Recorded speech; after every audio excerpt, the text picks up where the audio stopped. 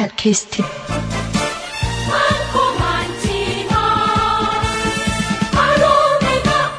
파랑담배다.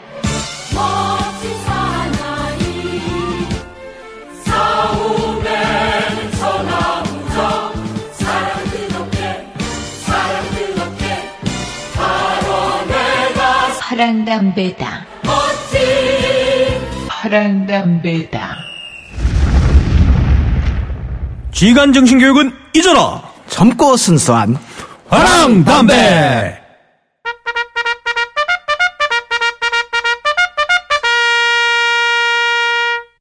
안녕하십니까 애청자 여러분. 설명절 특집으로 지난주에 찾아뵙지 못해 죄송합니다. 늦었지만 새해 복 많이 받으십시오. 새해 복 많이 받으십시오. 육덕님, 점떡님, 명절 잘 보내셨습니까? 저희 집은 음력설이 아니라 양력설을 세다 보니까. 그래서 저는 마감과 전쟁을 하면서 보냈죠. 마감, 참 저희 기자들에게는 뗄래야 뗄 수 없는 참 그런 건데. 좋습니다. 그렇죠. 네. 점떡님은? 예, 저희는 시골을 안 갔고요. 네. 서울을 지키면서 그냥 재미있게 애하고 씨름하면서 그렇게 보냈습니다. 저도 수도를 열심히 방위하면서 있었습니다. 예, 집에서 방위를 했죠. 자, 이번 주도 댓글 소개 일단 두 분 인상 깊었던 댓글들 좀 부탁을 좀 드리겠습니다. 네, 제가 먼저 소개를 해보겠습니다. 하나와티님, 군대 얘기 들으면 느껴지지만은 정부나 군대는 없는 사람 주머니 털어내는 거에만 몰두한 듯 하네요. 정말 욕 나오네요. 참 진짜 예리하게 찝으신 말씀인 것 같아요. 네, 그렇죠. 그리고 밑에 사람들 못 사는 일반 우리 국민들만 지었자는 이 행태 언제쯤 끝날는지 저희가 그걸 끊기 위해서 이 방송을 하는 건데 그렇죠. 꼭 끊어졌으면 좋겠습니다. 네. 그리고 월요일에도님 설 연휴 때 가족 친지들과 우연치 않게 진짜 사나이를 보면서 현실과의 괴리감을 설파하느라 힘들었어요. 화랑담배 다운받아 꼭 들어보라 했어요. 훌륭하신데. 현중에 찬양을 해주시고 계시네요. 박수. 네, 저는 일단 여기까지 하겠습니다. 오케이. 자, 그러면은 저희 이동훈 기자님. 예, 우선 탄젠트님 댓글. 병들의 포상 휴가나 포상 외박 불평등과 관련된 것들도 이야기 나눌 의향이 있으신지요? 실제로 수많은 부대에서 보직에 따른 병사들의 포상 휴가 불균형에 관련된 이야기들에 대해 그리고 특정 인력들에게 특혜를 주는 보직이 병사들에 대해 저격하는 이야기도 좋을 것 같은데요. 그렇죠. 예전에 지금은 사라졌지만 연예병사제도도 그런 문제들이 많이 나왔고 일부 이제 눈에 띄는 부대들 위주로만 포상 휴가가 나가다 보니까 그런 차이점들이나 그런 어쩔 수 없는 차별이라고 해야 될까요? 그런 것들이 좀 있는데 그것도 한번 저희들이 언젠가는 진중하게 한번 다뤄보는 걸로 해야 될 것 같습니다. 예, 그리고 또 오케이마리님 댓글. 해병대 전역자입니다. 군 생활 내내 맛다시라는 물건은 듣도 보도 못했습니다. 전역하고 나서야 이런 게 있었구나 했죠. 말이 PX지 컨테이너 박스로 만든 PX가 떠오르네요. 방송 잘 듣고 있습니다. 참 그러고 보니까 해병대가 참 작고 강한 부대긴 한데 작고 강한 만큼 전투근무 지원이나 여러 가지 시설 지원이 아직까지도 너무나 열악한 것 같습니다. 인프라가 좀 많이 안 돼 있죠. 예, 그렇죠. 상당히 중요한 부대인데 이런 부분에 대해서도 좀 우리가 해병분들이 힘내실 수 있도록 응원의 박수를 한번 보내고 또 시작을 할까요? 네. 자, 해병 여러분 힘내십시오. 조금 상관없는 얘기지만은 요즘 현역 해병들도 맛다시 구경 못해요. 그런가요? 예, PX가 전에도 말씀드렸던 편의점 체제로 바뀌고 나서 맞지. 취급을 안 합니다. 맛다시를. 아이고야, 참. 그리고 지금은 지워져서 이 소개를 못 하는데 이런 분 댓글도 본 적이 있어요. 여군 장교 전역자들 한번 게스트로 초빙해 오실 생각이 없냐. 일단 저는 대환영입니다. 근데 우리가 이게 조심해야 될 부분이 있습니다. 네. 저 같은 경우 여군 장교들하고 같이 교육을 받고 같이 임관을 한 케이스인데 당시에는 이제 육사하고 학사 장교만 여군이 이렇게 같이 교육을 받는 제도였거든요. 그렇죠. 근데 이 여군이란 말 자체에 너무 부담을 많이 가져요. 평범한 군인으로 봐줬으면 좋겠는데 너무 여성이 군인이라는 거에 너무 조명을 너무 많이 우리가 비추고 있다 보니까 이분들이 그에 대한 부담감이 상당히 크거든요. 그래서 요거는 정말 진지하게 여군 출신 분들의 입장을 들어야 할 때 한번 저희가 섭외를 해보는 걸로 한번 생각을 해보도록 하겠습니다. 자, 근데 우리가 원래 저번 주에 원래는 설명절이 괴로운 군인이라는 주제로 이야기를 하려고 했는데 특집 관계상 저희가 못했는데 그냥 넘어갈 수는 없어서 일단 좀 짧게라도 우리가 좀 이야기를 해야 되지 않겠나 생각을 합니다. 아마 장병들은 지난 명절이 더 피곤했을 것 같아요, 솔직히. 아, 피곤하죠. 예. 보통 명절이면 군부대들 휴가 병력이 일단 많습니다. 그렇죠. 그리고 거기다가 휴무 계획에 의해서 통제가 돌아갑니다. 아, 휴무 계획. 네. 그렇죠. 그래서 휴일임에도 사실상 맘 놓고 쉴 수가 없어요. 그렇죠. 그렇죠. 더 깝깝해지죠. 더 답답하고. 이런 와중에. 네. 우리 국방부는 또 지난달에 사물 인터넷을 아주. 군번줄에 택 붙여가지고 사람 어디로 가는지 감시하는 거. 아, 거기에다가 CCTV 설치도 하고 그렇죠. 예? 그래서 병력 이동을 아주 매우 철저하게 통제를 하시겠답니다. 이거는 옛날에 SF 소설에서 많이 봤던 그런 내용인데. 완전 이건 네. 그런데 또 이런 와중에 명절 연휴가 한창이던 지난 20일. 네. 우리도 신임 이완구 국무총리께서. 네. 돌연 화천의 15사단을 방문하셨어요. 이야, 이거 사단장 와도 피곤한데, 국무총리가 오면, 짜증 끝판이겠네요. 어마어마하죠? 네. 장병 격려 차원으로 간 것 같긴 한데, 가려면 그냥 사령부나 돌다가 이렇게 가면 좋았을 건데, 보니까 이게 철책까지 둘러보고 가셨더라고요. 네, 봤죠. 근데 문제는 저도 GOP 근무를 해봐서 아는데, 전일 야간 근무자들은 주간에 자야 됩니다. 네. 근데 이게 높은 분 오면 널브러져 있는 모습 보여주기 싫다고 분명히 안 지었을 거란 말이에요. 그렇겠죠. 예, 그리고 정리한다고 또 나머지 병력들은 근무 나가는 일부 병력 빼고는 푸닥거려야 될 테고. 그렇죠. 푸닥거리. 예. 예. 무서운 거죠. 예. 과연 지침 요건을 일단은 보장받았는지, 그리고 소대장, 중대장, 대대장도 이게 또 보면 피해자예요. 윗분들 나오시니 얼마나 또 책임감 가지고 또 이걸 또 봐야 되겠습니까? 전체적인 자기들 또 병력 관리를 해야 되는데 그걸 못하고. 죄다 스트레스를 받았을 건데 격려라. 근데 그분 참 군대 안 갔다 그러던데. 1차 신검 때 현역 받으셨는데 고시 합격하고 나서 평발 때문에. 그래서 등산 못 하시는 분이라던데요. 15사단은 거기다가 화천에 아주 험한 산악지형인 사단입니다. 부대 마크도 노란색 트러스트 배치 사단이라고 하죠. 그렇죠? 네. 피와 고름. 네, 그렇죠. 하도 산을 많이 타가 피와 고름이 가득 찬 부대. 네. 근데 이분 등산 못 하신다고 들었는데요. 조심하세요. 기자들 몸살해야 돼, 우리. 또 이상한 전화 올지 모릅니다. 저희는 의리입니다.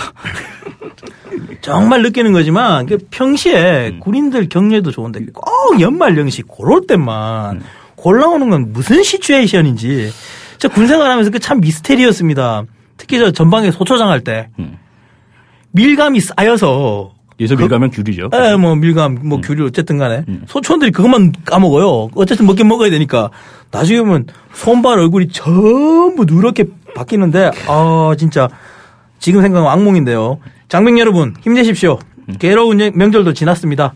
언젠가 여러분에게는 청춘의 화산 보면 꼭 찾아올 겁니다. 과연 그럴까요? 이 제대도 예비훈련이 버티고 있는데.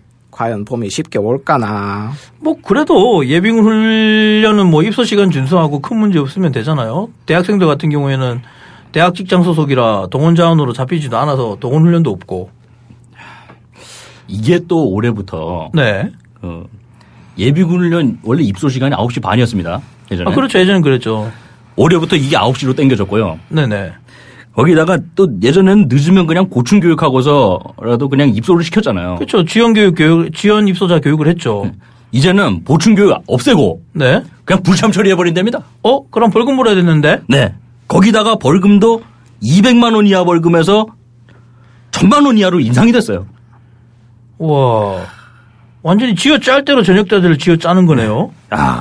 이제 예비군 가지고 장사를 하겠다는 거죠. 이게 뭘까요? 맨날 보면 돈 없다 그러는데 돈을 갖다 엉뚱한 데서 자꾸 메꾸려고 그러네. 그러니까 말입니다. 에반게리온이라도 만드는 걸까요? 그래요. 에반게리온. 대학생 동원 예비군도 나올 것 같다는데 말이죠. 네. 휴학자로 한정한다지만은 학비 마련하러 알바하고 취업은 위한 스펙 쌓기로 힘든 대학생들 너무 힘들 것 같아요. 네. 말 나온 김에 오늘은 한번 예비군 제도에 대해서 얘기를 해볼까요? 좋죠. 그러고 보니까 제가 또 예비군 부대 동원 장교 출신에 최근래까지 예비군 훈련 뛴 사람 아닙니까? 해봐서 잘 압니다. 해봐서 안다. 예비군 이거 이야기하려고 그러면 거의 수준이 대하소설 수준으로 장구합니다. 예. 그래서 뭐 지금 아까 말씀하신 거 청춘이 안 온다. 전역 후에도 지어짜에는 피곤한 청춘 뭐 이런 내용인데 그러면 우리 그 피곤한 청춘 예비군 누가 그들을 야비군으로 욕하는가? 왜 야비군이 될 수밖에 없는가? 이런 주제로 우리 한번 신명나게 놀아봅시다.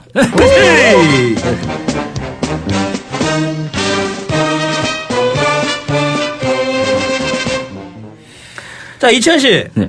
우리 예비군의 역사가 어떻게 됩니까? 역사에 관련돼서 조금 간략하게 좀 이야기를 해 주실 수 있습니까? 네. 일단 우리가 흔히 아는 예비군은 두 가지가 있습니다. 네. 동원 예비군이 있고 그렇죠. 그리고 향방 예비군이 있죠. 네.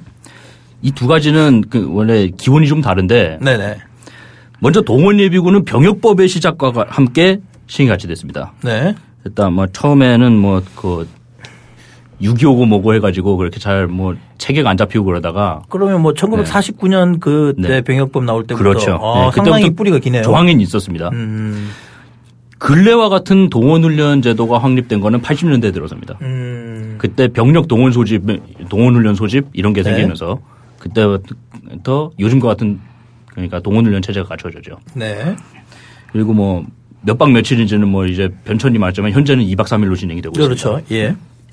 그리고 향방 예비군은 흔히들 우리가 그 1.1 사태라고 불리는 청와대 기습 미수 사건 그거를 계기로 생겼다고 알고는 있는데 네. 향토 예비군 설치법 자체는 1961년에 제정이 됐습니다.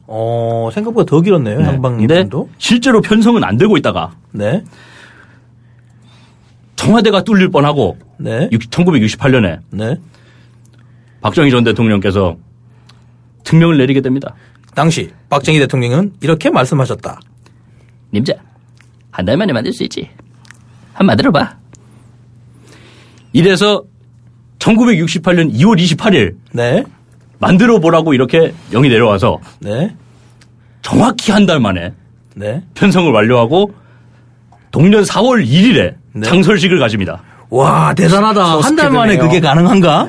아니, 전사를 찾아보면 프랑스군이나 독일군도 역사가 이렇게 100년이 넘어요, 예비군 역사가. 네. 아, 근데 그거를 60년대에 들어와가지고 한 달 만에. 초스피드로 만들었죠. 저거. 야, 대한민국 대단한 나라야. 대단하네. 정말 대단해. 예, 계속 부탁드리겠습니다. 네. 그래서 참 그렇게 해서 창설된 것이 우리 지금 현재의 향방 예비군이고요. 예. 이것이 거의 오늘까지 내려져 오고 있습니다. 일단 간략적으로 이렇게 소개를 해 주셨는데. 자, 그러면 우리 또 외국 예비군 사례. 뭐 예비군이라 그러면 우리가 뭐 하늘처럼 떠받는 미국과 일단 징병제국가인 이스라엘을 빼놓고는 이야기가 또 안 될 텐데. 예. 요건 또 우리 해외 자료 전문가이신 우리 이동훈 씨한테 제가 부탁드려 볼게요. 예. 그 미국 같은 경우에 뭐 세계 최고의 강대국이고 계속 전쟁을 하죠. 네. 그렇죠. 미국의 그 예비군 전통은 그 미국 독립전쟁 이전부터 전해 내려온 시민병사 전통에 의거를 합니다. 모든 시민은 곧 병사이고 국가가 위기에 처했을 때 그 싸워야 되는 그 예비 전투 자원이라는 그런 전통에 의거를 하는 거죠. 그 미국의 예비군 병력은 그 우리나라처럼 그 예비군으로 단일화된 게 아니라 예비군 부대하고 주방위군 부대로 이원화되어 있습니다. 그리고 그 병역의 의무가 없는 그 모병제 국가다 보니까는 예비군 역시 전원이 지원자로 편성이 돼 있어요. 그렇겠네요. 예. 그 예비군 부대하고 그 주방위군 부대하고 뭐가 다르냐 하면은 그 지휘 계통이 다릅니다. 예비군 부대는 연방 정부의 명령에 따라서 움직이고 주방위군 부대는 주정부의 네. 명령을 따라서 움직이며 주지사를 총사령관으로 삼고 있어요. 네. 네. 그리고 그 어떻게 보면은 그 옛날 그 봉건 시대 때 그 봉건 영주가 다스리던 그 지방 병력하고 비슷한 개념인데 주방위군이 이 때문에 그 주방위군 부대는 그 내란시 주지사의 명령으로 치안 출동이나 재해 대응도 가능해요. 그 미국은 어떻게 보면 그게 네. 정갈적인 그 지역의 안보의 위험에 대처할 수 있는 신속 대응군이라는 개념으로 봤을 때 문민 통제가 이루어지고 있다는 부분도 있는 부분이지 않습니까? 맞습니다. 근데 우리 같은 경우에는 그 동원령이 내려지거나 이렇게 보면 동원 이제 여러 가지가 있죠. 을지 뭐부터 쭉 있는데 여러 가지가 있는데 실제로 해당 지방 자치단체장님들이 그걸 잘 몰라요. 그죠. 그리고 통제도 잘 안 되고. 통합방위 본부장이 되는 통합방 본부장이 되시면서 그게 안 되는데 역시 우리 저 쌀나라는 또 뭔가 달라도 다르군요. 그렇죠. 예. 그 예비군은 그 육해공군 해병대 해안경비대, 예, 군대라고 부를 수 있는 그 미국의 조직에는 다 있고 주방위군은 그 육군하고 공군에만 있습니다. 네. 그리고 자, 그렇다면 그 이런 그 미국의 그 예비군들 과연 1년에 훈련 얼마 받을까요? 뭐 그래도 좀 우리보다는 나이스할 테니까 뭐 한 달 정도? 예, 비슷합니다. 1년에 최저 39일을 받아야 합니다. 이 사람들은. 예, 매월 2일씩 원래 훈련하고 그리고 또 매년 15일에 연례 훈련 한 번 이렇게 해서 39일을 채우는 걸로 하고요. 네. 그리고 우리나라에도 그 동원 예비군하고 향방 예비군이 있듯이 그 이 사람들도 그 카테고리가 나뉩니다. 예. 첫 번째로 우리나라의 그 동원 예비군하고 비슷하다고 할 수 있는 긴급 예비군이 있습니다. 네. 원어로는 그 레디 리저브라고 하는데 네. 뭐 아까 얘기했듯이 그 어떤 그 유사시 바로 동원돼서 현역 부대를 그 보강하는 역할을 맡습니다. 이 사람들은. 네. 그러니까 그 뭐 현역 임무를 수행하기에 뭐 모자람이 없는 자원들로만 이루어져 있다는 거는 짐작이 되시겠죠. 네. 아 실제로 이라크나 이런 전투에 지금 참여하고 있죠, 그런 분들. 예, 미국은 그 예비군도 그렇게 씁니다, 진짜. 네. 그 이 사람들은 당연히 그 예비군 훈련을 받고 평시에도 부대 편성이 다 돼 있습니다. 네. 그리고 두 번째 카테고리로 대기 예비군이 있어요. 스탠바이 리저브. 네. 예. 이 사람들은 예비군의 군적에 올라 있기는 한데 그 유사시에도 그 국가를 그 운영하려면 그 해야 되는 임무가 있죠. 뭐 예를 들어서 공무원이라든가 경찰이라든가 소방이라든가 네. 뭐 전력이라든가 뭐 이런 거를 하는 분들 또는 뭐 개인적인 사정 그 장애나 질병 같은 걸로 인해서 긴급 예비군을 할 수 없는 자원들이에요.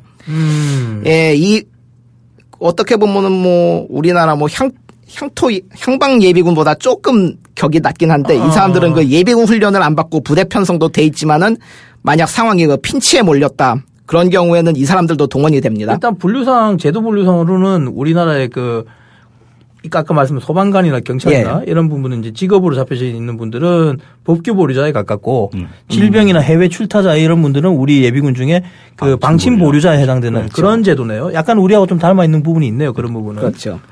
그리고 마지막 카테고리로 퇴역 예비군이 있습니다. 리타이어드 리저브라고 하는데요. 네네. 대상은 현역 및 예비역 복무에 따른 퇴직 연금 수령자로서 나이가 만 60세 미만. 그리고 예비군적으로부터의 제적도 그렇다고 긴급 예비군이나 대기 예비군 복무를 원하지도 않는 전 예비군 장병입니다. 물론 이 사람들도 아주 그 상황이 긴급해지면은 동원이 됩니다. 미국 법에서는 완전 동원 상태에서. 근데 그거는 네. 뭐 미국 본토가 침공하는 큰 전쟁을 하지 않는 이상은 없을 거고 일단 그렇죠. 그분들도 예비군 훈련은 이제 잡혀져 있지 않는 경우인 거네요. 그렇죠. 예비군으로만 이제 등재되어 있는. 예, 그렇습니다. 이런 사람들로 이루어진 미국 예비역 구성부대의 병력 수는 얼마일까요? 우리나라는 300만 명이 넘는다고 하는데. 아, 그렇죠. 350만 명 뭐 그 정도 이야기를 하는데 우리가 현역 병력이 60만 명이니까 미국이 우리보다 좀 많으니까 그러면은 뭐 일단 지원된 거 감안하고 그럼 한 100만? 100만 명도 안 됩니다.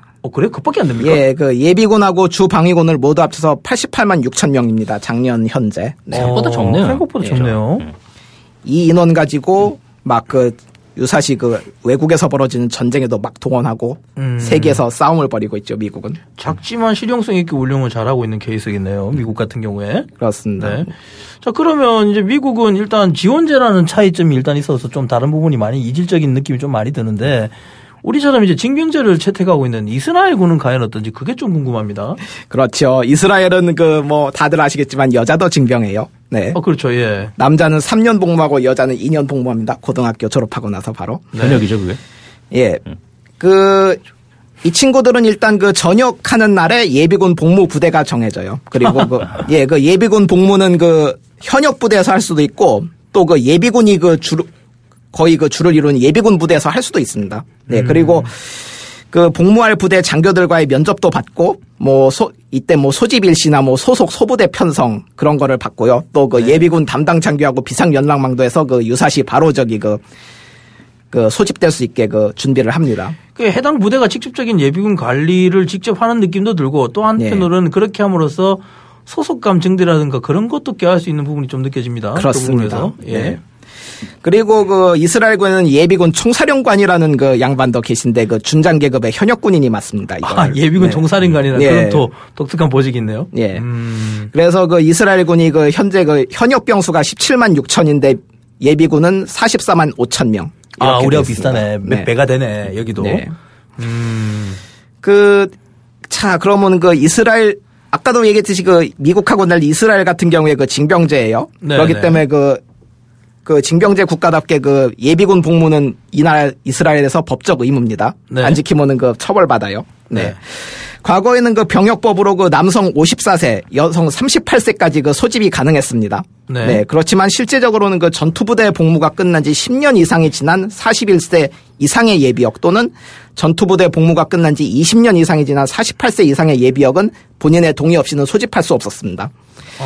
예. 그리고 예비군 실제 복무 연령이 갈수록 줄어들다가 2008년에 이스라엘이 법을 개정을 해서 네. 이전에는 병역법으로 관리하던 예비군을 예비군 법이라는 별도의 법으로 관리를 하게 됐는데요. 네네. 2008년 이후 현행 규정은 어떻게 돼 있냐면은 병 전역자는 40세까지, 장교 전역자는 45세까지, 그리고 군대에서 아주 필요한 특수 직종 있죠. 예를 들어서 의료라든가 중장비 조종 또는 정비라든가 이런 거에 종사했던 예비역은 49세까지 복무를 합니다.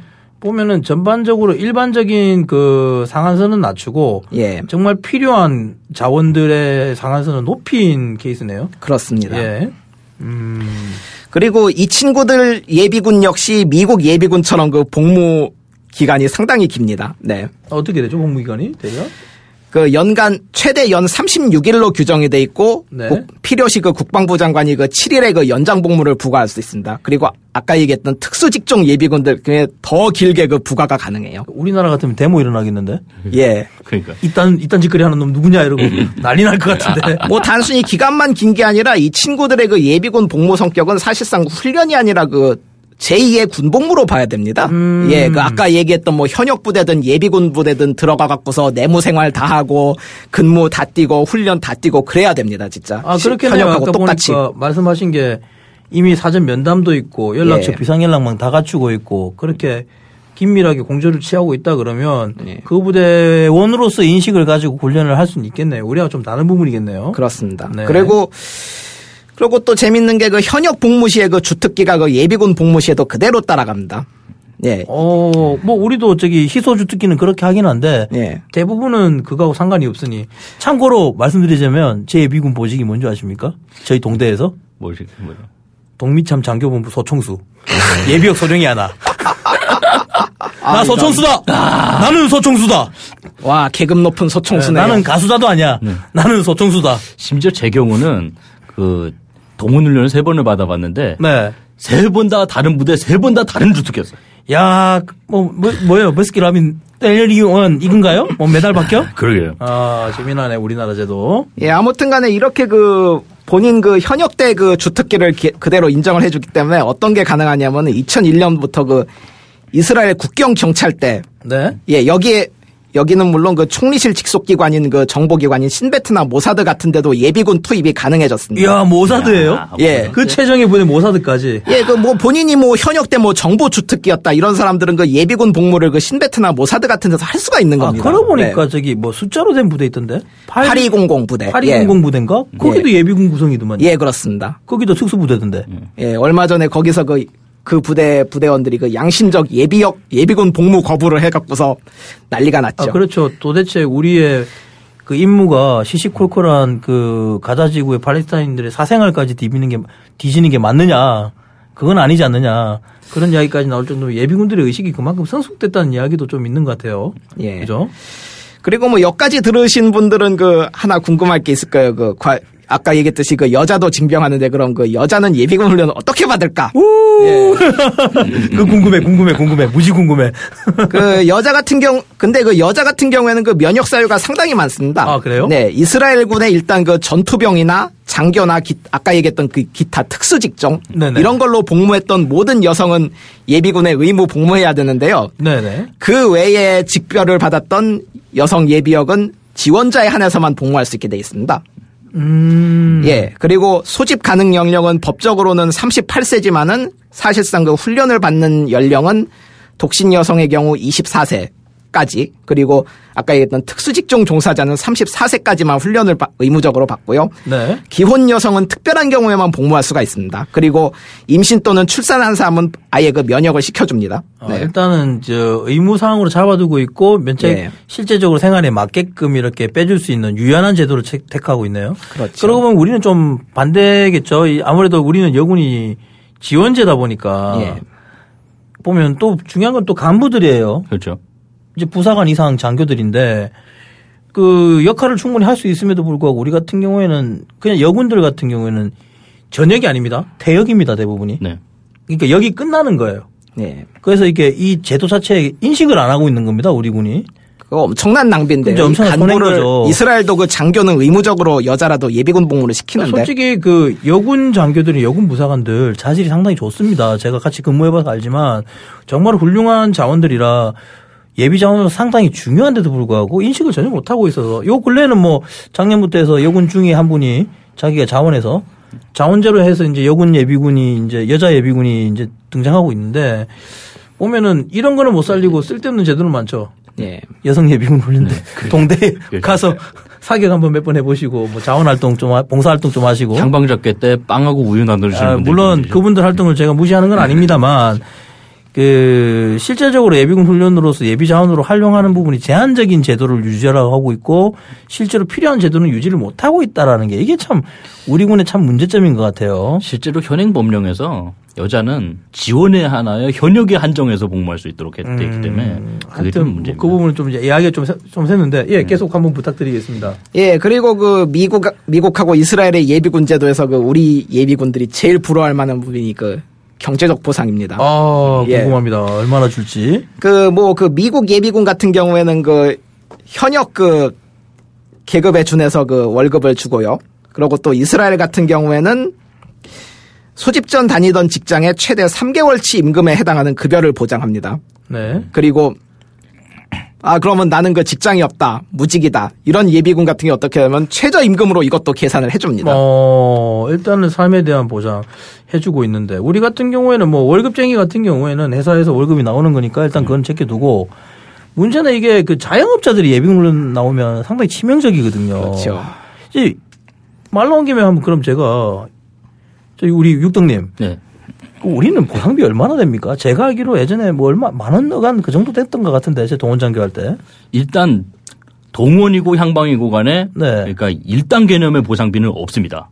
그렇죠. 없죠. 네. 없고 동원의 경우는 교통비가 있고요. 네네. 이거는 거리에 비례해서 보통 주는데 그마저도 우편안으로 줍니다. 중요한 건 그것도 주소지죠. 실제 그렇죠. 거주지 기준이 아니죠. 실거주지 아닙니다. 주소지입니다. 그러니까 돈이 항상 모질라. 그렇죠. 네. 항상 적자죠. 그래서. 네. 그리고 향방의 경우는 네. 작년 2014년 기준으로 네. 1 교통비 5,000원. 네. 그리고 식비 6,000원 해서 1 11,000원. 조금 올랐구나. 내가 아주 조금 올랐잖아, 올랐죠. 지금이나. 네. 2010년부터 2014년까지는 교통비가 4,000원. 네. 그리고 식비는 2012년부터 1,000원 올라서 6,000원인 겁니다. 참 물가는 오르는데 그렇게 올려줘가지고 도대체 뭐가 되려는지. 돈이라고 주는 네, 거지. 그러니까 뭐 일단은 그래 좋습니다. 이런 이야기 이제 그러면 일단 외국 이야기는 일단 접고 우리 원론적인 거 이런 거 말고 원초적으로 우리가 이야기하고 싶은 부분으로 솔직하게 돌려서 이야기하죠. 그래. 보상도 개판이고 훈련도 개판이고 여러 가지 문제점이 있다는 이야기인 것 같은데 제도도 그렇고. 자, 그럼 우리 예비군 제도의 문제점 한번 이야기해 봅시다.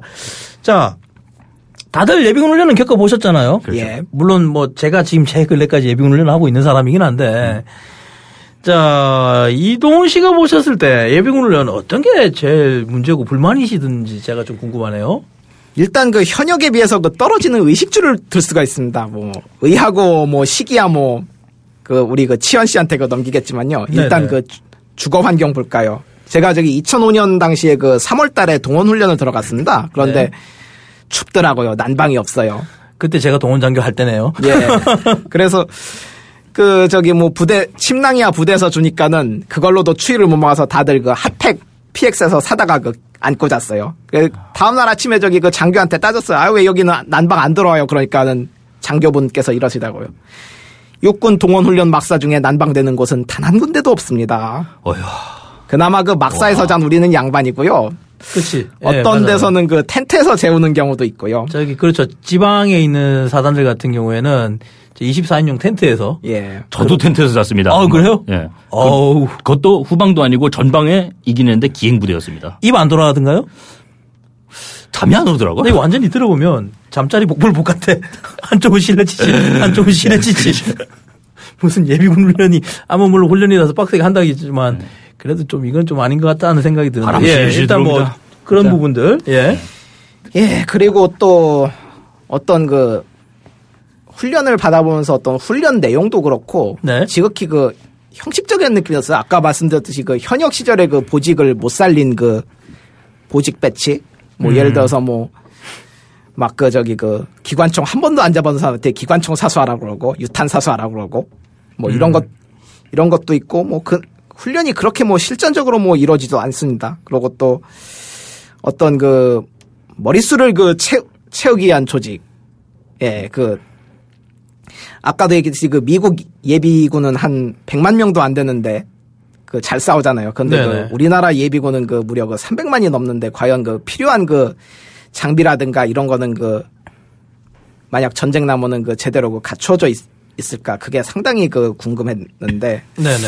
거기에 대해서는 아마 그 치현 씨가 그 하실 말씀이 많을 것 같아요. 병사 장비나 이런 거에 대해서. 뭐 장비 쪽에 또 우리 육덕님이 또 일각견이 있으신 분이니까 제가 그럼 장비하고 그 훈련 쪽 이런 거 제가 한번 여쭤볼게요. 네. 어떻습니까, 육덕님? 일단 그 개인적인 것부터 말씀을 드리면은. 네. 장병들이 전역을 하게 되면은 보통 전투복이랑 전투화를 보통 가지고 나오죠. 보통. 그렇죠. 근데 한 벌만 가져나오고 나머지는 또 반납을 해야 되는 입장이니까. 그렇죠. 네. 네. 이게 전역하면은 거의 반드시 살이 찝니다. 뭐 우리 둘은 할 말이 없다. 난 안 쪘어요. 그런데 그래가지고 결국은 세월이 흐르다 보면은 그때 갖고 나온 전투복이 안 맞아요. 그렇죠. 안 맞죠. 특히 요즘 친구들은 또 보니까 전투복을 요즘 그 스키니진으로 전투복을 개조해 입더라고요. 말대로 보니까 휴가 나올 때 그거 입고 나오고 부대 생활할 때는 그냥 안 줄인 거 입는다는데 제대할 때도 보니까 그 줄인 거 입고 나오더라고요. 그렇죠. A급이니까. 네. 그 나중에 2년 뒤에 그 재앙을 모르고 하는 거지. 그렇죠. 심지어는 야상을 안 가지고 나오는 사람들도 그러니까요. 그 2년 뒤에 재앙을 모르는 거예요. 그 친구들이. 그리고 이 전투화. 네. 예전 구형 전투화 시절에 봉합식 같은 거는 뜯어지고. 그리고 사출식은 창이 부서지는 경우가 있어요. 그렇죠. 짝짝짝 갈라지면서 떨어져 나가죠. 그렇죠. 무슨 초콜릿 쪼가리 떨어져 나가듯이 이렇게 떨어져 나가버리죠. 그게. 근데 이런 게 지원이 안 돼요. 문제는. 그렇죠. 일단 현역 때 쓰던 거일 테고 그게 오랫동안 방치하고 관리를 안 했으면 구두약도 제대로 안 먹었다 그러면 더 쉽게 맘먹어야 될 텐데. 그러니까 이 이야기 나오니까 저도 생각나는 일화가 하나 있는데 2006년도인가 동원 장교할 때인데 예비군 중에 체중이 엄청나게 많이 부셨나 봐요. 전투복이 안 맞아. 이게 안 닦이는 거죠. 앞에가. 안 닦이고 배도 이렇게 해가지고 혁띠를 먹어버렸었어 배가. 남의 얘기가 아닌데 이거. 뭐 우리들은 뭐 그렇지 그렇죠. 근데 어쨌든 그런 상황에서 지금 보고 있으니까 제가 안쓰러운 거예요. 이걸 피복을 빌려줄라 해도 안 되고. 근데 그때 옆에서 저기 우리 동원관님 눈치 없게 오시더니 뭐 하는 말씀이 동원관님은 이제 민간인이신데 군무원인데 복장 그렇게 하면 안 된다고. 오늘 뭐 저기 사회로 높으신 분 오면 반듯해 보여야 되니까 그렇게 하면 안 된다고. 단추 잠가라고. 그러니까 이분이 눈물을 글썽이면서 하시는 말씀이 때려 죽여도 안 잠겨요. 안 되죠, 진짜. 그러니까 리가 없지. 저는 이제 고민을 했죠. 이 돌려보낼 수도 없고 훈련 오셨으니까. 그래서 정말 유치한 방법인데 참아주실 수 있겠습니까? 그러니까 뭡니까? 이거 하시면 제가 받아드릴게요. 하는 게 뭐냐면 검은 고무줄 아시죠? 그걸로 이렇게 엮었어. 전투복 고리하고 그 고리를. 그래서 그러면 바람이 절대 안 나풀거릴 겁니다. 그분도 고개를 끄덕끄덕거리면서 수긍을 하시면서 예비군 훈련을 받았던 기억이 나는데. 벨루메일이 다 있네. 네, 그렇죠. 이거 하면 또 우리 또 그것도 있어요. 우리 저번 방송 들으신 분은 아시겠지만 보부상. 네, 보부상. 예비군 부대도 보부상 있는 거 아세요? 있긴 있겠죠. 보긴 봤어요. 그러니까 이게 예비군 부대도 나름대로 노력을 많이 하는 게 이런 분들 많으니까 나름대로 대여하려고 이렇게 많이 준비를 합니다. 무상 지원을 하려고. 그래 있으면 웃긴 게 꼭 이 예비군 훈련 일자를 어떻게 귀신같이 알고 오는지 이거 보안이거든요. 알고 와. 정확하게. 제가 그 특정 부대라고 이야기하면 제가 했을 때는 저기 1호선 망월사역 부근에 있는 부대였거든요. 그 망월사역에서 내려서 예비군대 저기서 줄을 서서 오는데 중간에 예비군들이 전투화 이렇게 우리 준비했는데 안 빌려가요. 뭐 고무링도 샀대 보면 아주머니들이 그 앞에서 판매를 하고 있더라고요. 고무링하고 벨트를. 저도 본 것 같습니다. 네, 그 중요한 건 이제 그 앞에까지 오시는 분들이 계세요. 바로 부대 앞에까지. 영업 활동하면 안 되죠. 상행위를. 그죠. 잡상이니까. 네, 근데 와가지고 저희하고 이제 싸움 나고 가시라고. 그러면 막 저희들 머리 끄잡아 당기고 네가 뭔데 뭐 이러면서 뭐 그런 참 이상한 풍경들도 좀 많이 겪어봤는데 하여튼 예비군 피복 장비 이거 상당히 문제가 좀 많습니다. 일단은 현역 때 지급했던 거를 도로 부대에서 반납받아서 가는 것도 문제고 또 하나는 예비군들 스스로 인식도 자기가 써야 될 부분이라는 게 인식을 못하고 그냥 그렇게 나가버리니까 그런 문제도 있는데 또 하나는 전반적으로 그걸 떠나서 예비군 장비에 대해서 우리가 너무 소홀하다라는 느낌이 좀 많이 들어요. 일단 예산별 정부도 다를 거고요. 그렇죠. 예산 문제도 있긴 하지만 예산 문제를 떠나서 아까 이천희 씨 저한테 이야기해 주신 거 있잖아요. 아주 재미난 시츄에이션. 아. 총과 다른. 그렇죠. 소총은 M1 카빈인데. 네. 탄입대를, M16용 20발 탄입대를 줍니다. 카빈 그 요만하잖아요. 쬐그만한 그 탄알집이잖아요, 그게. 네. 실제로 그리고 카빈 탄알집은 사격대 아니면 구경할 일도 없어 또. 나도 본 적 없어요. 그러니까. 근데 문제는 이제 그것도 그렇지만 실제로 보면 그 총이 M16하고 K2가 나가는 경우도 있어요. 있죠. M16 같은 경우에는 저기 동대 타격대 인원들, 그렇죠. 향방 자원들 중에서는 그 M16을 나가고 이제 K2 같은 경우에는 동원 자원이란 말입니다. 동원이죠. 네. 근데 문제는 탄입대가 20대 아까 말씀한 20발들이야. 그러면 30발들이가 안 들어가. K2는 30발 탄창 쓰는데. 안 들어가. 안 들어가고 중요한 건 그 안에 탄알집 안 들어 있어. 그렇죠. 그래서 결국 뭐가 된다 그게? 재떨이가 되죠. 그렇죠. 근데 그 나일론이거든. 잘 타거든. 한 번 열어봤는데 진짜 담배째가 가득하더라고요. 제가 그래서 맨날 그 훈련 끝날 때마다 그 닦고 치우고 특히 헬멧 예비군이라고 주기해놓으면 그 다 지워서 바꾸잖아요. 야비군, 여군, 미군, 미척군. 그거 다시 페인트 칠하고. 온라인에 떴습니다. 그 예전에. 예, 하여튼 그게 왜 그러냐면 사람 심리가 그 옛날에 그 뭐 깨진 유리창 심리라 그러나요? 심리학 중에. 예. 깨지고 더러워지면 계속 더러워지는 그 심리인데 예비군 문자를 그런 걸 주니까 계속 심리들이 그렇게 되는 거예요. 점점 더 엉망으로 바뀌어나가고. 그렇죠. 그래서 아주 좋은 1성급 부대급은 아니라도 2성급 부대 정도의 수준의 장비는 지급이 돼줘야 되는데 이게 전혀 안 되고 그리고 중요한 건 쓰는 총기하고도 안 맞는 장비를 쓰고 있고. 그렇죠. 이러니까 훈련이 될 리가 없죠. 또 중요한 건 그 한국군 탄띠가 이제 뭐냐면 쉽게 설명하자면 그 탄 같은 거를 이제 끼울 수 있는 벨트입니다. 아주 굵은 벨트. 그렇죠. 허리띠죠. 예, 허리띠인데 이게 한국군 거는 잘 풀립니다. 네. 그냥 신속해체형이잖아요. 그렇죠? 신속해체를 하고 싶지 않아도 신속해체가 되는. 그렇죠. 근데 이게 중요한 건 그걸 고정해주는 이제 서스펜더 멜빵 같이 생긴 거를 또 안 주니까. X반도를 안 주니까 요게 그대로 떨어져요. 그러면 저 좀 이렇게 좀 걸어간다 치면 예비군 훈련한다고 이렇게 걸어간다 치면 뒤에서 뭐가 불러요. 선두 반보, 선두 정지 이래. 뭐예요? 이렇게 가보면 저기요 단띠 없다. 막 이래. 그럼 좀 또 미쳐요. 그걸 또 찾아야 되거든. 그렇죠. 그 수량 맞춰야 되니까. 그러니까 이런 장비를 가지고 이렇게 하는데 이게 훈련도 제대로 안 돼요. 중요한 건. 될 리가 없죠. 훈련도 개판 5분 전이 되고 있는데 아까 형식적인 훈련이라 이야기했는데 그 훈련 이야기 좀 제가 더 해볼 거예요. 왜? 내가 해봤으니까. 내가 해봤는데 말이지. 네, 내가 해봤으니까. 이게 지금 양심선언입니다, 솔직히. 애청자 여러분, 저 정말 죄송합니다.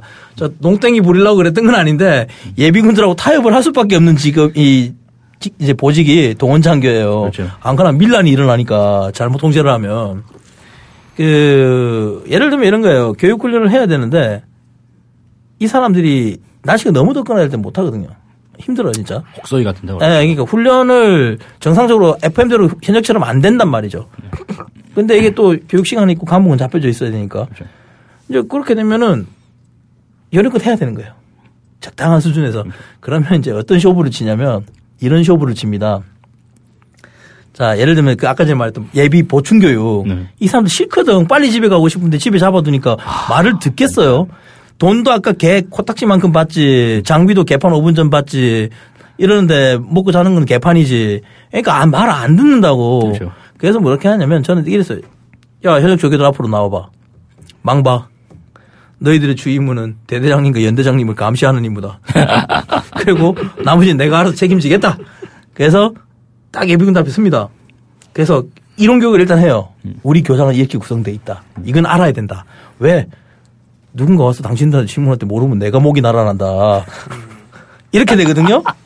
그래서 그러면 또 예비군도 또 사람은 그래도 괜찮아요. 정이 있어 우리나라 문화는. 네, 알겠습니다. 이건 다 외워요. 일단은 다 외우세요. 그러면 자, 여러분들은 왜 여기 있죠? 이러면 교관님이 시키신 대로 이야기를 하자면 우리는 원래 10단계까지 가야 되는데 교관님이 너무 빡세게 굴려서 지금 4단계에서 계속 왔다 갔다 했습니다. 그래서 잠시 퍼져서 쉬고 있는 겁니다. 그렇죠, 여러분들. 그래서 힘든 표정 계속 유지하고 계셔야 되고 담배는 피세요. 그러면 이제 담배 냄새 솔솔 풍기잖아요. 그러면 이제 전 또 하나를 더 지시를 합니다. 공범을 만들죠.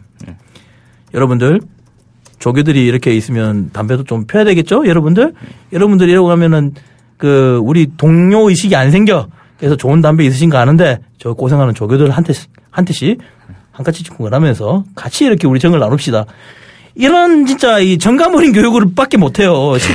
실제적인 훈련은 안 돼. 이런 교육 자체가 있어도. 그거 자체도 상당히 신선한데요, 그래도. 그러니까 나중에 예비군들하고 친해져가지고 그 공무원 이런 거 하면 또 뭐라 그럴지 모르겠지만 당신 비리 장교 아니냐 이럴지 모르겠는데 예비군 훈련 끝나고 그래요. 나이가 어떻게 되세요? 이래요. 저 7, 8년생인데요. 이러면 나도 7, 8인데 이래. 그러면 나 요 앞에서 술집 하는데 우리 집 놀아서 술 한잔 합시다. 이런 정감이 있는 게 또 예비군 훈련이긴 해요. 솔직히. 그렇죠. 네. 동원장교 하면서 이제 그런 부분도 있고 심지어는 말 안 듣는 예비군들도 있어요. 조폭같이 막 끌렁끌렁 해가지고 그러면 막 동대장님 나이 50 넘는데 그 앞에다가 야, 이 새끼야 이러면 욕하고 막 난리치는 애들이 있거든요. 술 뚝 떼가지고 이래가지고 들어오는 친구들.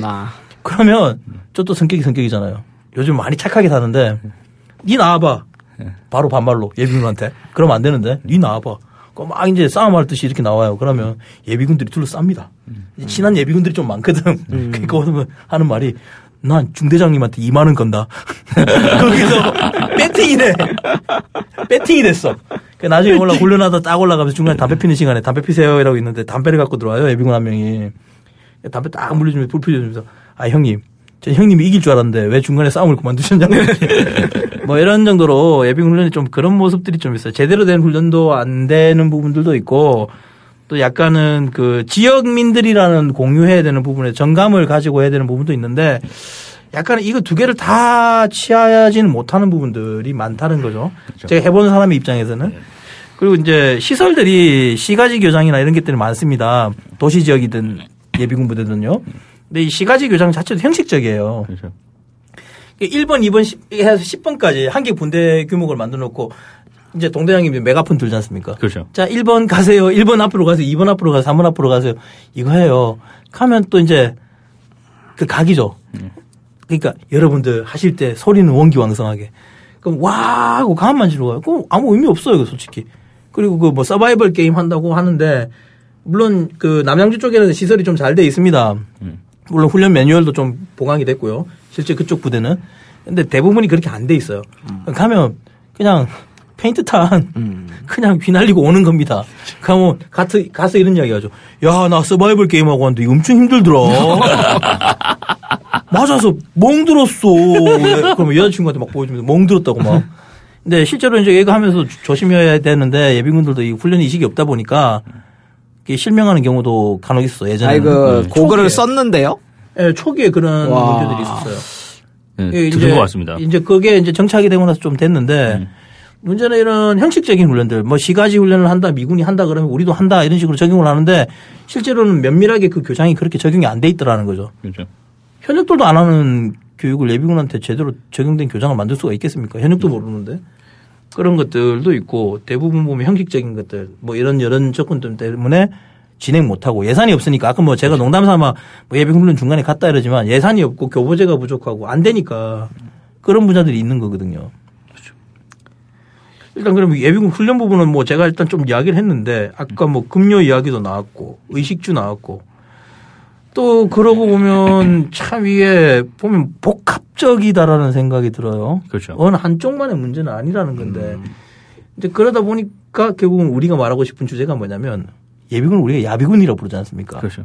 왜 야비군으로 부르는지 의미는 뭐 다들 왜 야비군으로 부른다고 생각하세요? 야비하게 만들죠. 그렇죠. 사람이 좀 야비해지죠. 네. 예비군 하게 되면. 동훈 씨, 저기 우리 점등님은 어떻게 생각하십니까? 예, 저도 그 동감합니다. 진짜 예비군복만 입으면은 뭐 진짜 뭐 이상해진다. 막 사람이 막 가다가 막 오줌도 싸고 길에다가 막 그런다. 뭐 그런 얘기가 있잖아요. 또 그렇게 만든 이유가 뭘까? 그게 또 궁금하고. 네. 일단은 예비군들 의식 자체가 예비군 훈련이 병역의 일부다 또는 중요한 훈련의 인식을 못하는 게 일단 사실이고요. 일단 그 이유는 그만한 대우가 없기 때문이지 않을까라는 생각이 들어요. 두 분들이 조사해온 내용을 이렇게 전반적으로 제가 묶어놓고 보면요. 그렇죠. 그러다 보니까 이렇게 있는데 문제는 이런 인식이 결국은 아까 이동훈 씨가 말했던 쪽수 유지 쪽으로만 이어진다는 게 더 큰 문제입니다. 머리숱 채우는 거. 그렇죠. 네. 아까 동훈 씨 말씀하셨죠. 지금 보니까 슬슬 대학생들 아까 전에 동원도 이제는 그렇죠. 동원 자원 부족하다고 휴학생들 끌어붙이겠다는 건데 물론 동원 참모부가 지금 동원 자원 부족 때문에 고민을 하는 건 솔직히 맞습니다. 실제로 우리가 동원 자원이 부족한 것도 사실이고 예비군 인원 350만 있는데 그거 다 어디 갔나는 이야기죠. 근데 이 보면 예비군 훈련 7년차까지가 예비군으로 정상적으로 잡히는 케이스예요. 그러니까 물론 훈련은 6년차까지 부여를 받고 7년차부터는 대기원인데 그러면은 이 이윤으로는 뭐 특별하게 유지를 안 해야 되는데 그 사람들까지 다 예비군을 잡아두고 있고 그죠? 그리고 향방자원들 잡혀져 있고 한데 실제적으로 예비군 부대에서 가용할 수 있는 병력은 적고 쪽수만 많은 예비군. 그럼 이럴 것 같으면 이 예비군들이 스스로 진짜 부대에 동화될 수 있는 예비군으로 만들어야 되는데 그러려면 돈이 들어가야 되는데 돈이 안 들어간다는 거죠. 왜? 이유는? 폼이 안 나니까. 폼이 안 나는 것도 치고 첫 번째가 그거겠죠. 현역할 때 준 돈도 모자라는데 너희한테 왜 주냐. 그러면서 예비군 이야기를 하는데 이게 심각한 문제입니다. 솔직히. 심각하죠. 네. 왜냐하면 동원 자원 우리가 오늘은 솔직히 예비군 제도의 문제점도 이야기를 해야 되겠지만 우리의 앞으로 안보 상황도 고려를 해야 돼요. 네, 그렇죠. 그러니까 저출산입니다. 병력 자원 부족해요. 그렇죠. 그러니까 91%가 지금 동원돼서 징집 대상에 91%가 하는데 이 중에 재미난 게 IQ 70이 딱 커트라인입니다. IQ 70이면 돌고래만도 못한대요, 진짜. 뭐 사람을 동물에 비유하기는 좀 그렇긴 한데 그러면 70일은 또 어떻게 되냐? 그럼 군대 가요. 그러니까 사칙 연산이 제대로 안 되고 이런 친구들이 군대를 갑니다. 이게 왜 갈까요? 현역 쪽수 유지거든요. 결국은 문제가. 그러면 이런 친구들 다 안 보내고 걸러내야 돼요. 그렇죠. 근데 군도 그렇고 우리 병무청도 그렇고 책임을 논해야 될 문제가 있으니까 그거를 그냥 하다 보니까 그렇게 넘어가 버리는 건데 실제로 군대 가면 연간에 그린 캠프라 그래가지고 3,000명이 들어옵니다. 그린 캠프. 예, 네, 이게 사단의 비전 캠프, 그린 캠프, 군단의 그린 캠프가 있는데 가면은 거의 이 친구들 거의 수용소 수준이에요. 애들 아무것도 안 시키고 그냥 멍하고 있고 요즘에 좀 나아져가지고 뭐 상담도 하고 뭐 이렇게 뭐 여러 가지 한다 그러는데 역할극도 하고 한다는데 이럴 바엔 차라리 이런 친구들 다 줄여버리고 현역을 더 줄여야 되겠죠. 그렇죠. 그리고 이제 점점 더 현역 자원 줄어들 거고 그러면 대체될 수 있는 건 뭐냐? 예비군밖에 없죠. 예비군이 답이죠. 예. 실제로 지금 우리가 이야기했던 게 일반 보병부대 이야기인데 저는 이제 포병부대 예비군 훈련을 이렇게 한번 가봤는데 포병부대는 좀 상황이 달라요. 빡세게 하죠, 거기는. 빡세게 한다기보다는 장비도 부족하고 의식주도 뭐 빈약하긴 마찬가지긴 한데 포병은 포병 출신들이 갑니다. 그렇죠, 거의. 주특기 자원들이 가요. 전투병가 중에 유일하게 주특기로만 가는 데가 유일은 아니지만 포병하고 이런 데는 주특기 자원들로 구성이 돼 있거든요. 그렇죠. 근데 제가 현장을 가봤는데 그 포병은 조포 훈련에서 포를 방열하는 훈련합니다. 얼마나 빨리 발사 준비를 끝내는가. 그렇죠. 그거 하죠. 빨라요. 현역보다 훨씬 빨라요. 진짜로. 그래서 동원사단의 연대장님하고 보면 정말 저런 인력들 어디서 구해오겠습니까 우리가. 우리는 병력도 없는데 차기 동원사단 제도라는 것 때문에 병력도 더 줄었거든요. 동원부대 같은 경우에. 그렇죠. 그럼 저런 자원들 데려와야 되는데 저런 자원들이 점점 줄고 있다는 게 문제입니다. 동원 자원을 늘려야 되는 건 맞습니다. 앞으로 점점 더 사람이 줄고 하면 군이 예비군을 더 강화해서 즉각적으로 보충을 해야 되고 실제로 그 예비군들이 전시가 되면 엄청나게 충원해 줄 수 있는 주요 자원이기 때문에 그렇죠. 중요한데 문제는 지금 보면 중요하다는 말은 표면적으로 이야기를 하는데 실제 내면적으로는 전혀 아니라는 거. 그렇죠. 예, 이런 문제 지금 저희들 같이 이야기를 좀 해봐야 될 것 같습니다.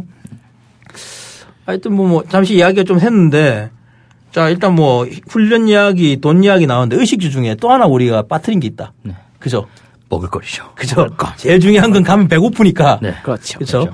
이것도 또 우리 육등님이 먹을 거 좋아하기 때문에 또 할 이야기 많으실 텐데. 뭐 많죠. 하긴. 그나마 동호는 좀 낫습니다. 아, 그렇죠. 병식 똑같이 나오니까. 동호는 병식 짬밥이 똑같이 나옵니다. 네, 그렇죠. 군대리아도 먹고요, 실제로. 네네. 근데 문제는 향방입니다. 아, 그렇죠. 병식이 지급이 안 되죠. 이유가 뭐예요, 대체? 향방이 이게 참, 보통 그 향방 훈련하는 부대에 가면은 예비군 식당이라는 게 있습니다. 아, 있습니다. 예. 네. 보통 구 이름 이런 거 붙여서 그런 식당들 하나씩 있죠. 그게 구 이름이 붙여져 있는 이유가 그 해당 진짜 그 예비군 부대 가는 그 자치구 그 구에서 실제로 입찰을 내서 그게 하는 건데. 네. 이게 뭐 저도 무시한테 들은 거지만은 이게 입찰을 내다 보니까 계속 한 사람이 계속 들어옵니다, 이게. 그렇죠. 돈을 내는 사람, 시설 투자를 한 사람이 계속 들어오니까. 그렇죠. 네. 시설 투자를 그쪽에다 맡겨버리기 때문에 그렇죠. 한 사람이 들어오는데 그리고 또 해가지고 하다 보면은 보통 뭐 품질이라든지 떨어지죠. 예. 그리고 또 뭐 심지어는 메뉴 선택권도 없습니다. 그런 거 있어요. 맞아요, 맞아요. 예. 일부 지역에서는 그게 좀 깨어있는 지휘관분들이 개선을 하겠다 해서 부대 쪽에서 어느 정도 지원도 하고 이렇게 해서 그걸 바꾼 지역도 있습니다. 춘천이나 대구 일부, 경북 일부 지역에서는 좀 바꾼 노력도 있긴 하지만 전반적으로 아직까지는 그렇지가 못하거든요. 그렇죠. 그게 제가 있을 때도 어떤 일이 있었냐면 예비군 밥 가지고 이게 민원이 들어온 경우가 많았어요. 근데 제가 설명드리는 게 뭐냐면 그 당시에 동원장기 할 때 정말 죄송한 이야기지만 그 밥은 저희 군대에서 제공하는 밥이 아니다. 식사비로 물론 모질하시겠지만 그 돈으로 사 먹어야 된다. 왜냐면 그게 비쌉니다. 또 참고로. 비싸죠. 주는 그 돈으로 안 돼요. 모자라요. 항상 돈을 더 붙여야 돼요. 그러니까 이제 그래서 그런 건데 구에서 이렇게 시설 지원이 나와서 이렇게 판매하는 개인 시설이기 때문에 군하고는 상관이 없다. 정말 도움을 못 드려서 죄송합니다라고 말씀을 드리는데 같이 있다 보면 어떤 문제를 저도 보냐면 이 사람들이 책임을 져야 되는데 예비군 훈련 날짜를 잘못 알아가지고 안 들어온 날도 있단 말이에요. 그 하면 난리가 납니다. 난리 나죠. 식당이 하나가 없어져요. 네. 물론 밥 안 먹는 사람 PX에서 먹는 사람도 있는데 일단 난리가 나죠. 또 하나가 문제점이 뭐가 있냐면 훈련 인원을 통보를 해주는데 훈련 인원 통보를 제대로 못 받아가지고 준비를 건성으로 해가지고 밥이 모자라요. 모자라면 큰일 나죠, 군대에서. 근데 정작 웃긴 건 뭐였냐면 이러면 안 되는데 예비군대 밥 모자란다 그러니까 현역들 급식을 좀 줄였어요, 그때. 제가. 제 밥부터 시작해서. 저는 아예 밥을 안 먹었고 먹을 수가 없죠. 애들 밥을 조금씩 줄이라 그랬는데 그래서 그걸 그게 다 주고 나중에 우리 그거 하는 식으로 보급정지 끊는 형식으로 해가지고 돈을 청구를 받았거든요. 그렇게 했는데 좀 예비군 식당 관리 문제도 솔직히 좀 커요. 허술해요. 그렇죠. 중요한 건 그 밥값도 모자라고 질도 떨어지고 이제 그래서 요즘에는 그런 분들 계시더라고요. 10명씩 모이셔가지고 원래 전화기 쓰면 안 되는데 전화로 맥도날드 실명 이야기 해버리면 안 되는데 그 딜리버리 시키셔가지고 드시는 분들. 아, 그나마 그땐 딜리버리라도 됐으니까 난. 딜리버리 하시는 분들 계시더라니까요. 그래서 딜리버리 허용했어요 그때. 어쩔 수 없으니까. 그거 해줘야지. 그렇죠. 내가 못 해주는데 그거라도 챙겨줘야 되는데 딱딱하신 분들은 그것도 용납 안 하거든요. 제 경우는 그냥 사들고 들어가서 돈으로 받았죠. 그리고 또 PX도 부족해요. 솔직하게. 한정된 병력으로 운영하고. PX하니까 나오는데 동원의 경우도 PX가 개방은 됩니다. 개방은 되는데 주요 이용 시간대는 줄이 쫙 서 있습니다. 그래서 그걸 막으려고 이제 연구한 게 이런 방법도 있어요. 어떻게 했냐면 자기가 먹고 싶은 우리가 품목표를 붙여 넣습니다. 저 같은 경우에는 벽에다가. 그러면 단가가 옆에 있겠죠. 무슨 상품 얼마 있죠. 그러면 써요. 훈련 나가는 날, 나갈 때. 그러면 잔류하는 조교가 있어요. 그렇죠. 건물 안에 지키고 있는 조교한테. 그럼 그 조교가 그거 이름하고 돈을 딱 이렇게 하나 넣어주면 봉투 안에 넣어주면 그걸 들고 갑니다. 그러면 그 봉투하고 그걸 주고 PX한테 거스름돈 받고 물건 넣어서 봉투별로 넣어주는 거죠. 케이블카 생각나네요. 케이블카의 구속편. 이건 룸 서비스 편. 룸 서비스. 네. 제가 동원전기 할 때 개발했던 시스템인데 창조적이네, 진짜. 저 그때부터 창조국방 했어요. 요즘에 창조국방 이야기하는데 나는 이미 그때부터 했지. 하여튼 뭐 그렇게 해서 예비군들 좀 최대한 편의를 봐주려는 노력을 하는 분들도 계시긴 한데 대부분 좀 힘들죠. PX 부분도. 그렇죠. 네. 우리도 이제는 예비 전력을 그냥 보조하는 전력이라는 인식에서 벗어나야 되지 않을까라는 생각을 합니다. 그렇죠. 참고로 우리는 근대적인 인식 아까 이야기를 하셨지만 우리 대한민국 아니 우리 선조들한테도 예비군에 대한 인식은 이미 앞서서 있었습니다. 18세기 조선의 정약용 실학자인 정약용 선생은 그 민보이라는 개념을 발표를 합니다. 어떤 내용이냐면 그 지방의 이런 외세의 침략을 대비해서 촌락 단위로 민보를 구성을 하고 일정 무기를 보급을 하고 거기서 촌락에서 자체적으로 항상 훈련을 한다. 어떻게 보면 지금 뭐 근대화되어 있는 스위스군의 예비군 훈련하고 상당히 닮아 있는 상당히 선진적인 개념의 의식이 이미 있었습니다. 근데 하지만 왜 우리 군은 아직까지 이러한 문제가 없는가라는 문제는 솔직히 우리 선조들 앞에 부끄럽지 않느냐는 생각이 들어요. 동원 분야 중요하고 그렇죠. 점점 사람은 줄고 그렇죠. 효율적으로 사람을 써야 되고 이런 문제 왜 선조들보다 더 못한 인식을 갖고 있는 우리 대한민국의 예비군 제도 우리 군이 되었는지 우리 군 진지하게 좀 반성해 봐야 될 필요성이 있지 않을까 하는 생각이 듭니다. 그 이천 씨는 마지막에 좀 정리를 한다 그러면 뭐 어떤 생각이 좀 드십니까? 지금까지 쭉 들어보시면. 참 해야 될 건 많은데 이게 참 일단 제가 볼 때는 가장 문제는 역시 돈이라고 생각을 하는데. 그렇죠. 그 돈인데 또 하나는 네. 아까 이야기하셨지만은 네. 군사 패널들. 네.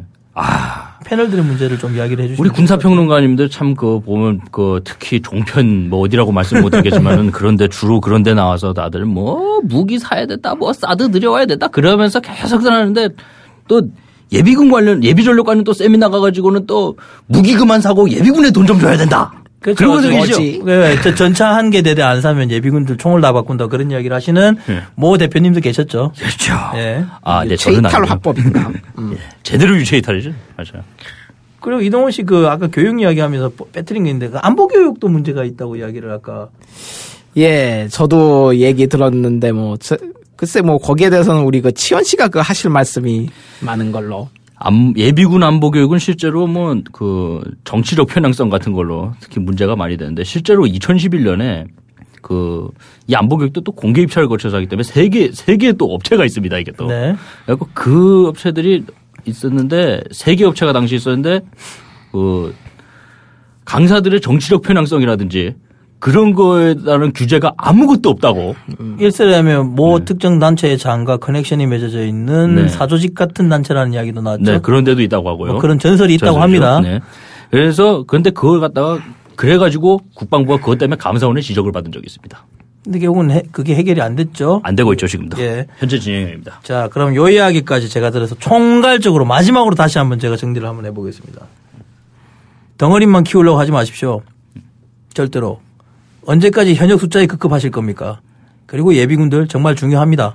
그러면 조직의 논리를 벗어나서 미래를 바라보십시오. 대한민국의 안보와 역사를 위한 미래를 바라보시고 예비군을 대하셔야 되지 않겠습니까? 또 하나. 예비군들은 당신들의 호객님이 아닙니다. 절대 이상한 안보 교육이나 예비군을 통해서 벌금 따위로 쥐어짤 생각하지 마시고 정말 강한 예비군 육성할 수 있도록 머리 맞대고 진지하게 군에 높으신 분들 반성해 주시기 바랍니다. 오늘 방송 이만 마치도록 하겠습니다. 자, 하나 담배 화이팅!